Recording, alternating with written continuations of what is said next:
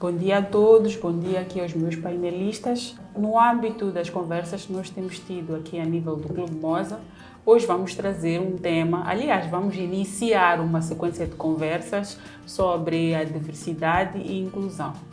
E como pontapé de saída, vamos falar sobre o autismo. E para podermos ter uma conversa mais científica, temos aqui a doutora Carmen, que é psiquiatra infantil, temos a doutora Siri, que é psicóloga, e temos a Elisa Rangel e o Said Jailani, que são pais azuis. Vamos conversar sobre o autismo, como dizia. Doutoras, autismo, o que é? O autismo é um transtorno que é constituído por uma tríade, onde há alterações a nível de socialização, de comunicação verbal e não verbal e também de comportamento. Dizer que o autismo em si não é uma doença, é uma condição neurobiológica. A pessoa funciona assim. Ou, como posso explicar? O autismo, assim como dizemos capitalismo, pertence ao capital. Imperialismo pertence ao imperialismo. O autismo significa pertence a si próprio. É uma forma diferente deste indivíduo olhar o mundo em relação às pessoas que nós chamamos de típicas. O autismo não é uma doença, a criança não tem uma doença que será curada em algum momento, tem porém uma forma diferente de desenvolver-se, uma forma diferente de olhar para o mundo, que pode trazer algum comprometimento, geralmente causa algum comprometimento e atrasos, em alguns casos, no desenvolvimento da comunicação, como a doutora Carmen disse, da socialização, né? E uma alteração do comportamento. Qual é a causa?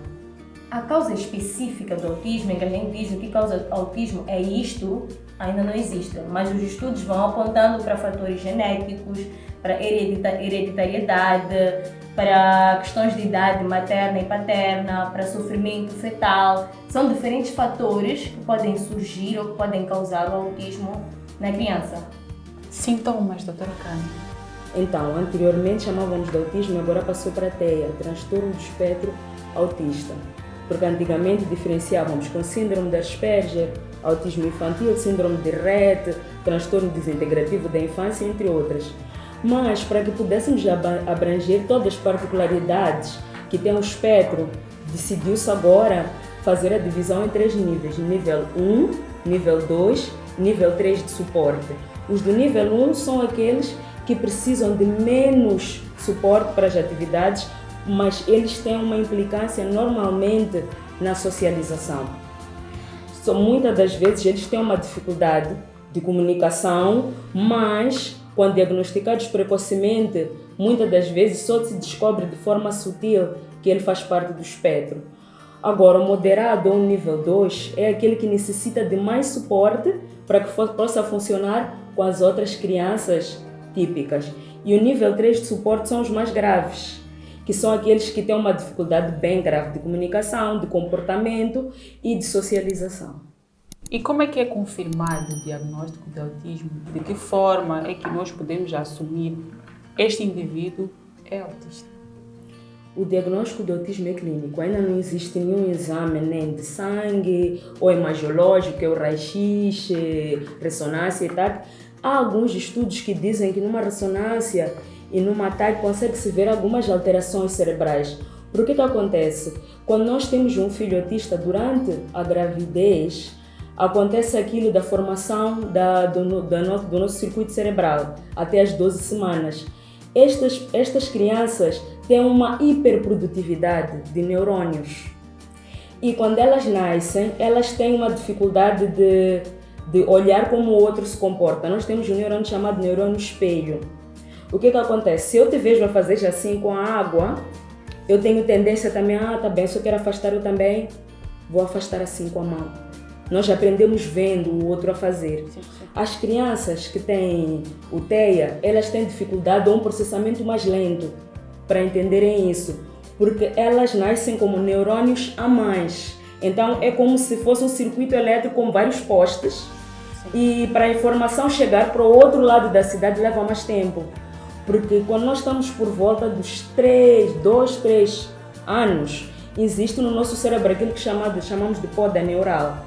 Ou seja, aqueles circuitos que o cérebro por si só, eu sempre digo que Deus é perfeito, aquilo que sabe que não é usado, ele corta os circuitos que ele não vai usar. Mas estas crianças, como já nascem com esta alteração, na poda neural não desaparecem completamente.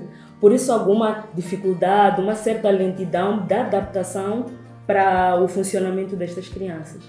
Com que idade é que esse diagnóstico pode ser feito? A partir de que idade é que eu posso começar a preocupar-me com a minha criança? Porque existem aquelas questões, um certo comportamento que é típico de criança. Quando é que eu consigo distinguir que é birra ou é algum transtorno? Bom, ainda nos primeiros anos, meses, já começas a notar alguns sinais de alerta, né? Um dos sintomas do autismo é que a criança geralmente tem ausência de contato ocular, contato visual com o outro. Isso a gente já começa a notar desde o momento da amamentação, que a criança não mantém contato visual com a mãe, não mantém contato visual com os outros, a criança vira, olha para baixo, fala para ti, tem muita dificuldade em manter este contato que eu estou a manter contigo. Então, há sinais que desde muito cedo já começam a surgir, já vão nos preocupando, mas o diagnóstico tende a ser feito a partir dos 2 anos. Depois dos 2 anos, já começa a ser feita uma avaliação diagnóstica para poder-se fechar ou considerar se é um caso de autismo ou se é um outro caso de atraso no desenvolvimento da criança. Saíde, sua experiência, com que idade é que começou a viver com esta questão? Bem, obrigado por esta oportunidade. Eu tive essa experiência há mais ou menos 3 anos e meio, na altura em que a minha filha, ela tinha por aí 1 ano e meio, 2. Nós começamos a ver alguns sinais que foram mencionados há pouco tempo, de falta de contacto visual, atrasos na fala, alguns comportamentos circulares, no mesmo circuito, alguma sensibilidade nos ouvidos, por vezes até sensibilidade quando batia ou quando se caía. Normalmente as crianças choram, mas ela não, levantava-se e continuava a brincar normalmente. Além disso, eram outros sinais como a falta de entrega. Ela era muito na dela, muito sozinha. E nós questionávamos, mas ela vai falar? Até porque a algum momento nós julgamos que fosse uma questão hereditária, porque eu até os 4 não me comunicava como as outras crianças, mas depois comecei a desenvolver isso. No entanto, no ambiente familiar, um pouco mais abrangente, houve uma prima que observou o comportamento dela e disse: esta criança tem comportamentos de um autista. Vocês já procuraram saber o que é que se passa? Foi quando nós depois procuramos uma psiquiatra infantil. Depois indicou-nos, ela fez uma observação, observou quando estávamos ali na consulta e ela indicou-nos uma outra. O título já não me ocorre, mas é a doutora Nádia, da clínica Culatura, passa a publicidade. E sentámos com ela umas 2, 3 sessões e ela observou. E pelo comportamento dela, ela disse: eu vou passar um documento formal que diagnostica-lhe como com espectro de autismo leve. Foi quando ela recomendou-nos que passássemos a comunicar de forma, passássemos a sentar com ela no chão, a perceber, de tal forma que ela passasse a ter contacto visual, aquela entrega, porque nós até chamávamos Malika. Ela não estava nem aí, virava, brincava, a soltar os seus sons e por aí adiante. No mundo dela. Exatamente, no mundo dela. Então ela sugeriu que nós nos elevássemos ao mundo dela para podermos falar a mesma linguagem. E isso começou de forma gradual a acontecer. Foi quando, no meio disso, ela recomendou-nos que nós procurássemos por como é que se chama, terapeutas, e foi quando fizemos esta procura, identificamos a doutora Susana. E nesse percurso, durante perto de um semestre, teve várias sessões e descobrimos que ela era muito dotada. Notava ali vários puzzles, ela já identificava cores, já identificava figuras, bonecos, animais, letras, números, em português e em inglês. Fato que nos surpreendeu bastante. Com o andar do tempo, questões financeiras, nós com a ajuda da Elisa e da Estrela, que é a nossa colega, indicaram-nos a doutora Siri. Depois fizemos este switch, esta troca, e passamos a trabalhar com a doutora Siri. E ela de lá para cá passou a ter outros desenvolvimentos que nos surpreendeu bastante. Tanto é que um dos maiores desafios para mim era que ela conseguisse me chamar de pai. Quando uma das primeiras vezes ouvi isso, foi um final do ano para mim e pronto, conforme eu tenho dito, arrebentámos todos os champanhes que tínhamos ali na nossa prateleira. Então, com o andar do tempo, ela foi desenvolvendo outras habilidades, tanto é que já de forma inclusiva já partilha, já brinca com outras crianças. E outros dos fatores que ajuda bastante no desenvolvimento dela é a escola onde ela está inserida já desde essa altura, né? Fazem lá acompanhamento, uma escola inclusiva, fazem lá um acompanhamento, existe lá também uma psicóloga exatamente, que também faz um trabalho em paralelo com a doutora Cílio, e isso também ajuda-lhe bastante Entretanto, nós procuramos, porque é uma fase de descoberta, procuramos ver outras questões, outras coisas que ela facilmente desenvolve, como aulas de piano, por vezes algumas aulas de natação, para ver se ela desenvolve outras coisas que podem ajudar a desenvolver a semelhança de outras crianças típicas. Entretanto, no meio desse percurso, há uma menção que eu gostava de fazer sobre um médico que nos foi indicado. Também faço a publicidade, mas é recomendável porque ajuda. É o Dr. David Nossa, ele é sul-africano e criou oportunidades para vir fazer consultas cá em Moçambique, para quem não tem possibilidade de ir lá para a África do Sul. Exatamente. E ele, em conversa com ele fez-nos perceber que este problema não é centralmente no cérebro, tem a ver com a alimentação das crianças, ou a nossa alimentação. Durante a gravidez ou... Essa é uma questão que se calhar que já vem dos pais.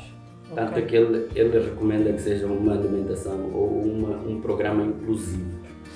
Porque nós temos um programa de alimentação em que o sistema nos atribui aquelas prateleiras todas, nós vamos lá, compramos as coisas, e produtos enlatados, tem lá vários produtos que nós não observamos nos ingredientes que podem de alguma forma influenciar nas nossas células.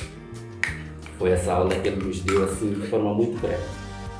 Então, ele disse, a primeira coisa que vocês têm que fazer é fazer limpeza na vossa despensa. Cortar glúten, cortar lactose, cortar açúcares, cortar várias coisas que influenciam, porque até a hiperatividade também é uma das coisas que é influenciada por aquilo que nos come. Açúcares, pão, então nós começamos a cortar aos poucos. Por exemplo, o leite, só para vos dar um exemplo, o leite não é derivado que nós consumimos, é um leite ou de aveia, ou de soja, ou de qualquer outra coisa que não seja de animal, né? Embora ela possa comer carnes à vontade e tudo mais. Então existe uma alimentação cuidada, que deve ser observada para o melhor desenvolvimento deles, porque tudo o que nós comemos mexe com as nossas células. E para o caso específico dos autistas, as células deles têm um ciclo não regular, que não lhes permite ter esta como é que eu posso dizer? Regeneração em tempo útil. É por isso que elas têm essas limitações. Então, tendo uma alimentação mais cuidada, ajuda-lhes a regular esta questão das células. E, além disso, ele recomendou-nos alguns suplementos diferentes daqueles que vendem, por exemplo, nas farmácias normais, que é Mobani e outras farmácias. E nós até apresentamos algum kit de suplementos que estávamos a administrar e ele disse, estes suplementos são bons. E estes suplementos, quem recomenda É o médico, é o psiquiatra, é o psicólogo? Qual destes especialistas? Porque desde que nós começamos esta conversa, eu estou a perceber que são envolvidos vários especialistas. Quem é que recomenda esta medicação? Qual desses especialistas é que recomenda? Por acaso foi o próprio nosso. Ele é médico especialista em autismo, segundo ele. Então, ele disse: destes suplementos que vocês me apresentam, eles são bons, mas são mais como que eu posso dizer, recomendados para a irmã dela, que é típica, vai desenvolver outras coisas que ela precisa. Para a Mónica, ele precisa destes, ligeiramente mais caros. Nós já fizemos uma experiência de 2 a 3 meses e funciona. Que até, só para ter uma ideia, a qualidade de sono dela melhorou bastante nos últimos tempos. Aquelas noites perdidas que nós tínhamos de chegar no serviço com olheiras, como se fosse o nosso make-up, já reduziu bastante. E estamos a ver resultados muito bons de lá para cá. E o nosso maior desafio neste momento é manter o que ele disse. Não se preocupem com o tempo. Ela por si, no seu tempo, vai desenvolver, e garanto-vos que em 1 ano e meio, 2, algum resultado positivo vocês vão verificar. Inclusive, ele testemunha que existem crianças na mesma faixa que alcançaram bons resultados. Nós estamos com fé nisso e fazemos um trabalho em equipa com a família, porque é necessário, de tal forma a garantir isto. Porque às vezes ela vai para a casa da avó, vai para a casa do tio, e nós temos que criar condições para que este processo seja cumprido e tratar de igual forma onde quer que ela esteja. E é assim que estamos a trabalhar. Ok. Doutora Carmen, da explicação que eu saí deu para perceber, há um aspecto que me chamou muita atenção, que é a questão da alimentação. Até que ponto a alimentação pode ser um fator que contribui para o desenvolvimento desses espectros? Até que ponto a alimentação pode contribuir até para a melhoria? Qual é o impacto da alimentação nisto?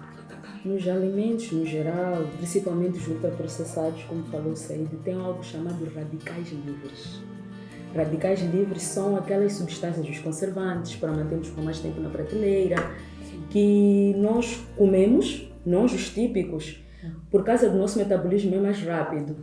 Tomo um chá, faço algo assim, elimino de forma natural. Sim. Mas nas crianças que têm alterações do TEA, eles têm um processamento mais lento. Por isso que aconselho retirar esta parte da alimentação para que haja um melhor desenvolvimento cerebral. Por exemplo, as crianças com TEA precisam de suplementos, por exemplo, como zinco e o ômega 3, que ajudam na regeneração da bainha de mielina, que é a bainha que faz parte do neurônio, que faz a comunicação com outro neurônio. Normalmente, nas crianças que têm TEA, há uma dificuldade nesta comunicação, está mais lentificada. Enquanto quando fazemos suplementação, torna-se mais rápida. É como se mandasse a outra informação para outro neurônio com mais rapidez. A parte de retirar o glúten, a lactose, porque em algum momento estas substâncias também se transformam em radicais livres para as crianças que têm dificuldade de metabolização, que causam essas alterações. Por isso que sempre aconselham também a fazer suplementação com aminoácidos. Os aminoácidos como o triptofano e a tirosina que encontramos na carne vermelha, como o Saíde falou um bocadinho, nos ovos, nas leguminosas. Até há quem é a favor dos terapeutas até do autismo, que olha, deve-se retirar muitos alimentos e nos focarmos só em alimentos específicos. Mas nos últimos estudos agora vai-se vendo que é possível diversificar a alimentação, mas tendo cuidado com os alimentos muito processados, por causa deste metabolismo dos radicais livres que fazem mal. Ainda suplementando o que a doutora disse, né? Durante o processo da gravidez da mãe, há muitos alimentos, principalmente processados, que a mulher vai consumindo que não são saudáveis, que são muito bem indicados. Por exemplo, são muito poucas mulheres que sabem que o atum enlatado durante a gravidez não é saudável, né? Aqueles enchidos que as pessoas vão comendo a qualquer momento para fazer uma sandes, etc., são coisas que não são saudáveis e que em excesso podem muito bem propiciar o desenvolvimento de alguma deficiência, seja autismo ou qualquer outra condição naquela criança que ainda está em processo de desenvolvimento no ventre da mãe e já vai recebendo substâncias que não são saudáveis para para ela. Há alguma coisa que pode ser feita? É possível diagnosticar este problema ainda na gravidez? Durante a gravidez podem ser feitos alguns exames para diagnosticar algum tipo de deficiência e etc. Mas como a doutora Carmen muito bem disse, o diagnóstico de autismo é clínico, é muito com base em observação, comportamento, desenvolvimento daquela criança, né? Então, durante a gravidez não vai se observar necessariamente se a criança tem autismo ou não. Há exames sim que podem fazer que ajudam a determinar se a criança pode vir ou não a ter alguma deficiência, mas principalmente se for física, né? Mas de autismo como tal, não, ainda não. Talvez para complementar o que a doutora Ciro falou, em alguns casos podemos diagnosticar, mas não o autismo como tal, mas como uma síndrome. Vou dar um exemplo, tem a síndrome de Rett, a síndrome de X frágil, síndrome alcoólica fetal. Durante a gravidez é possível saber que esta criança vai nascer com X frágil, que normalmente são os meninos, que é o cromossoma X com uma alteração. E conforme um estudo genético de um geneticista, sabe-se que a tríada desta doença vai ter alterações de déficit intelectual e vai ter autismo. Então, são os sintomas que esta criança vai desenvolver. Síndrome de Down, mais de 50% desenvolvem autismo. Então, podes ter uma ideia de que talvez esta criança possa desenvolver porque tem uma síndrome genética que já nasceu com ela. É nesses casos. Agora, o autismo como tal, quando nós chamamos de iatrogênico, por si só mais tarde, após o nascimento. Ao longo desta conversa, mais concretamente no que o Said estava a dizer, há um ponto também que me chamou a atenção, que é a questão da rede de apoio. Que este processo de cura não, porque como disseram, não tem cura. Então, o que tem é acompanhamento, certo, doutora? Sim. Até que ponto a família pode ser um fator positivo neste processo, neste tratamento? A família é um fator extremamente positivo, se calhar é o mais importante, né, que vamos encontrar, porque é a rede principal de apoio daquela criança, né? Onde a criança passa maior número de horas, é o primeiro socorro ou ambiente natural da criança, né?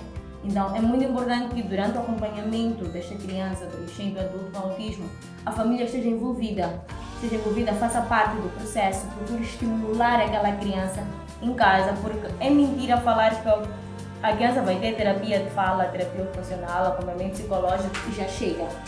Em casa a criança só chega e fica a ver televisão e vai desenvolver muito bem. Não, então é muito importante que a família faça parte deste processo, que estimule, usando coisas do cotidiano, não é sobre precisar ser terapeuta, mas é sobre envolver aquela criança, aquela pessoa nas atividades do dia a dia e fazer com que aquela criança possa desenvolver o maior nível de autonomia possível. Mas é também importante, durante esse processo, que a família também tenha um acompanhamento. Primeiro, quando se tem uma criança com necessidade especial, seja autismo ou não, entra-se num processo de choque emocional, né? Ninguém estava à espera, então aqui a família passa por um processo de alguns casos de depressão, de luto pela perda do filho que foi esperado ou desejado. Entra-se num choque familiar no sentido de a culpa é tua, não, a culpa é da mãe e etc. Então é muito importante que também haja esse acompanhamento, essa manutenção da família para garantir melhor saúde emocional, né? Nós devemos estar bem por nós, né? Eu preciso estar bem por mim e para também cuidar desta minha pessoa que precisa do meu apoio. Desde que nós começamos a conversar aqui, estamos a conversar sobre a criança. Mas esta criança foi gerada pelos pais e os pais precisam de acompanhamento. Particularmente a mãe, que é quem carregou a criança no ventre, é quem devia ter tomado os suplementos, é quem é muitas das vezes estigmatizada, segregada, é quem gere porque a nossa sociedade tende a ser um pouco crítica, é discriminatória. Então, quem carrega muito este lado, este peso, é a mulher, como mãe da criança. Então, no vosso processo de terapia, vocês fazem a terapia sobre a criança ou fazem também terapia para a mãe acompanhar ela, para que possa acompanhar o filho, né? A terapia bem centralizada na criança, né? Sempre tendo um acompanhamento, um a um com aquele pai ou aquela mãe para procurar perceber das suas dificuldades, como é que ela está e etc. Mas também é muito recomendado que este pai tenha um acompanhamento psicológico, né? E não precisa ser comigo só a psicóloga da criança, né? Mas sim com um psicólogo de adultos, um psicólogo clínico, que vai estar lá a ajudar esta mãe nas diferentes questões da vida, porque também a vida dela não é só sobre a criança. Ela como pessoa que tem suas questões e etc, né? Então, eu como psicóloga da criança ou qualquer psicólogo que intervenha diretamente com a criança vai sim ter este olhar individualizado para aquele pai ou mãe, mas sempre recomenda-se que estes também tenham uma válvula de escape que lhes seja saudável. Elisa, é mãe azul, é trabalhadora, é mulher. Como lida com isso? Celestina, obrigada pelo convite. Para chegar a essa parte de explicar como é que eu lido, eu vou começar primeiro a contar a história, não é? Bom, eu tive um filho em 2016 com necessidades especiais. Infelizmente, fiquei a saber que teria um filho com necessidades especiais, falta de deficiência, ainda na Marquesa, não é? Ao retirarem, expulsaram o médico, olhou e disse: teu filho nasceu com isto. No momento eu não estava a processar, não acreditava, olhei para minha irmã que no momento estava comigo e pronto, eu vi lágrimas a escorrerem nos olhos da minha irmã, peguei e disse que era verdade, perguntei se era verdade e pronto, dali não me recordo mais nada, eu fui apagada. Quando acordei do sono, percebi que realmente eu havia recebido uma criança com deficiência, portadora de deficiência, assim se diz, portadora de deficiência. Nos primeiros anos de vida, vou falar do primeiro e segundo ano de vida do meu filho, eu estava muito focada na deficiência, porque ele nasceu com algumas bandas no pé, nasceu com uma amputação na mão, nasceu com uma amputação no pé, os membros que nasceram supostamente completos, alguns precisavam de reconstrução. Foi quando, numa das vezes, eu liguei para uma colega que também tenho muito apreço, porque nesta altura, acredita, aquelas amigas, aquelas amizades, aquelas pessoas que tu mais confias, em algum momento ou sentem receio ou também se afastam, porque ou percebem que esta família está a passar por um momento, não conseguem entender se calhar as nossas emoções e às vezes a interação acaba não sendo muito positiva. Eu tive muito apoio dos meus irmãos, dos meus pais, mas este seio, em algum momento, à nossa volta, nos teve muito seguro. Foi quando, na altura, eu liguei para uma colega que também agradeço-lhe bastante, para falar um pouco sobre a parte ainda funcional do Geisel, que eram as fisioterapias por causa da prótese que ele tinha e não sei o quê. Também mando um grande abraço, um beijinho à Quitéria Guirengani. E ela, conversando comigo, ela acabou me dizendo: olha, eu vou te apresentar, na verdade, uma pessoa que te pode ajudar nesta área. Apresentou-me a doutora Benilde Morana. A doutora Benilde, por sua vez, apresentou-me a doutora Fabiola, que era uma médica brasileira, fisioterapeuta, que passou a ir lá para casa fazer as fisioterapias domiciliares. É comum não termos um diagnóstico, só nos basearmos em características comportamentais? Como eu falei, é muito clínico. O médico que observou o filho de Elisa provavelmente foi naquilo que nós chamamos de critérios do DSM-5, que é o nosso livro de diagnóstico, que ele foi mapeando, olha, tem alterações nesta, que é na comunicação, na socialização, no comportamento. Mas o que acontece? Às vezes demoramos a fechar o diagnóstico porque no livro queremos ver taxativamente como está escrito. É vermelho, azul, amarelo. Mas eu posso ser laranja, verde, azul. E mesmo assim ainda estar dentro do espectro.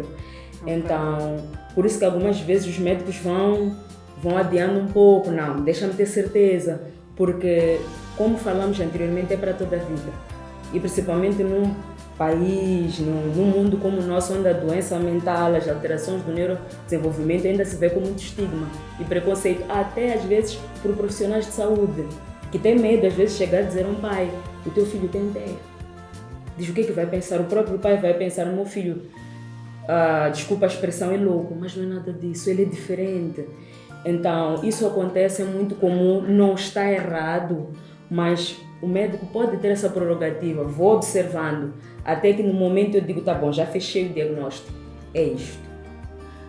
Saíde, não me deixa mentir que nós, pais de crianças com necessidades especiais, temos dificuldades grandes em encontrar, primeiro, especialistas, depois, pessoas empáticas, pessoas preocupadas em tentar perceber o que é que realmente se está a passar com a criança. Vamos falar, vou puxar um pouco para a parte escolar. Nas escolas também nós temos professores formados que muitos não sabem o que é autismo. Colocam a criança numa carteira isolada e a criança fica ali das 7 às 12, das 7 às 14, simplesmente sem fazer nada. Chega ao final do semestre, o seu filho não produziu, ele não pode estar no meio escolar ou tem de ir para um ensino, como é que se diz? Estruturado. Mas aquele professor não explorou as potencialidades da minha filha ou do meu filho. O Saíd esteve bem aqui a dizer que há, por exemplo, atividades extras que nós podemos perceber, tentar perceber da criança. Qual é a inclinação, no meu caso específico, do Keisel? O Keisel gosta de música, estou aqui com a terapeuta, tivemos o privilégio de estar com a Cir, que é a nossa terapeuta. Ela sempre diz, olha, mãe, o Keisel tem esta inclinação, o Keisel tem aquela inclinação. O meu filho, por exemplo, começou a ler aos 2 anos. Ler e falar inglês. E na altura, quando começamos as terapias, a doutora Susana, não sei se recorda, disse, vamos cortar por completo o inglês, porque a língua de comunicação em casa é o português. E as pessoas, a rede de apoio fala português. Então, vamos cortar o inglês. Então, são estas pequenas situações que vão se repetindo ao longo da nossa vida e nós vamos andando de galho em galho sem encontrar solução. Qual é a experiência da doutora Carmen sobre o autismo, em particular, por um lado, e por outro lado, o Moçambique Real? Como é que o Moçambique Real lida com este problema?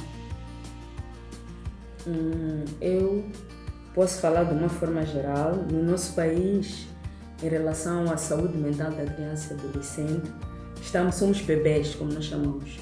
Estamos em crise, somos um país com poucos recursos.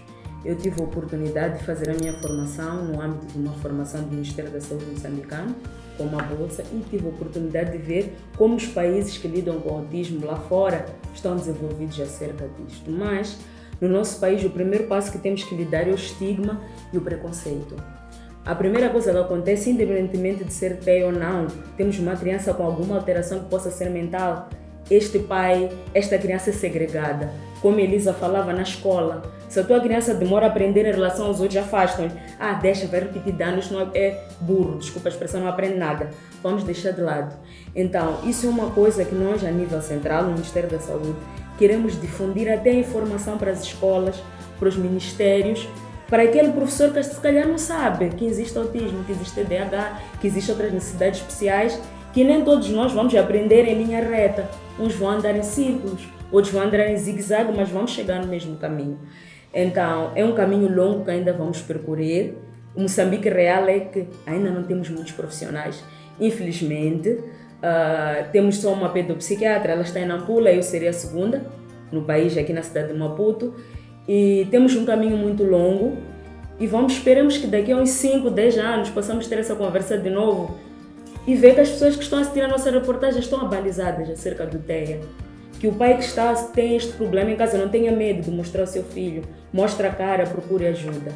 Na altura que eu estava no período de luto, eu ainda não havia aceito a condição da mãe. A mãe que já estava um pouco mais avançada, mais atenta a isto, já havia aceito. Onde é que eu verifico que existe aqui um movimento bom? Quando houve aqui uma marcha, um volume de pessoas que eu não esperava. Não estamos sozinhos. Não estamos sozinhos.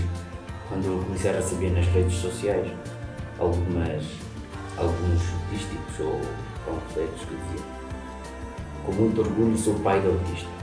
A primeira coisa que eu fiz foi postar o meu status. E enverguei aquela camisola azul e comecei a aceitar isto já com amor. O humor acaba sendo um dos suplementos melhores para todos, perante aqueles todos que nós atribuímos. E o amor significa empatia, respeito, aceitação, várias outras coisas que constituem este conceito. Então, o amor é de facto o melhor. Exatamente. O Said, recordas, Said, quando conversamos um pouco, basicamente, sobre isto e falamos da Siri, como estava a fazer a terapia, foi com muita empatia. Porque eu preciso ter ouvidos para ouvir sem condenar, sem julgar, com o coração aberto para ajudar. E essa administração do amor não deve ser diretamente dos pais ou das pessoas diretas. A partir das pessoas que estão à nossa volta, ao transmitir isso para mim já torna-se contagiante. E naturalmente flui. E para acrescentar esta minha citação, eu devo dizer que eu desafio a dizer que todos nós até se calhar somos autistas. Mas é a condição de cada um e isso canaliza-se de forma transversal para todos. Talvez acrescentar o que Said falou, é que antigamente o autismo sempre existiu, só que não se sabia o que era. Até uns 20, 25 anos atrás, eram os nomeados esquisitos, não tinha nome. Muita gente agora fala, é uma moda. Eu pessoalmente às vezes passo por estigma, até às vezes por colegas. Por que essa área? Por que escolheste? Porque antigamente era uma criança para 360 crianças que tinham autismo. Agora é uma para 36 crianças. Não é porque aumentou tanto, é porque agora já se diagnostica. Então é um caminho também de conhecimento, como falaram os pais, que também vamos difundindo. Porque antigamente diziam, não, ele é estranho, vamos deixar ele do lado.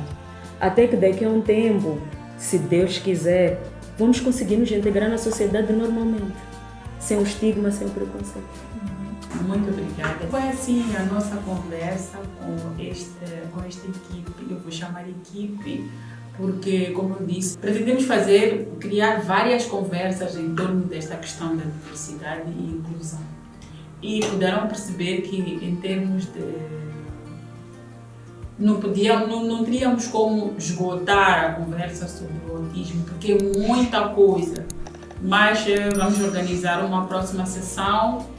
O que nós fizemos foi partir estas sessões em várias. Então, dentro em breve, vamos organizar uma outra sessão para conversarmos sobre outra deficiência, outro transtorno que possa afetar direta ou indiretamente a nós como pessoas, como colaboradores do Mosabanco, como pais, como filhos, como amigos, como primos. E não vou deixar de ingressar com o meu mais profundo agradecimento à equipe. É sábado, como eu disse, vocês deixaram de cumprir com os vossos afazeres para virem aqui falar sobre a vossa vida, tocar nas vossas feridas. Então, eu estou profundamente agradecida pela vossa presença. Muito obrigada, doutora Carmen, muito obrigada, doutora Cida. Foi assim. Obrigada.